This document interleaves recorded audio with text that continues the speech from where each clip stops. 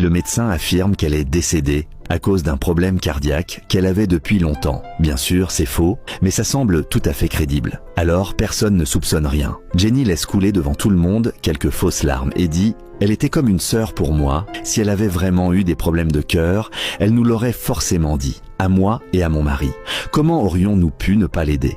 Quelques jours plus tard, Jenny se transforme à nouveau en serpent au milieu de la nuit et sort rôder. Mais cette fois, les choses ne se passent pas comme elle l'avait prévu. Depuis que les morts mystérieuses s'enchaînent, quelques hommes patrouillent la nuit dans le quartier. Ils aperçoivent un serpent noir qui file à toute vitesse sur le sol et se mettent aussitôt à le poursuivre. Jenny n'a absolument pas le temps de redevenir humaine. Les hommes tiennent leurs lampes torches et éclairent les alentours comme en plein jour. Si elle redevenait humaine, à ce moment-là, elle serait immédiatement découverte. Elle n'a d'autre choix que de ramper de toutes ses forces, tandis qu'ils la poursuivent sans relâche. Finalement, ils la rattrapent et se mettent à la frapper violemment. Même sous sa forme de serpent, Jenny commence à avoir peur. Ils l'attrapent, la fourrent dans un sac et l'un des hommes dit « Parfait, on va en faire une bonne soupe de serpent ». Dans le sac, Jenny est déjà à bout de force. Elle fait semblant d'être morte et ne bouge plus du tout.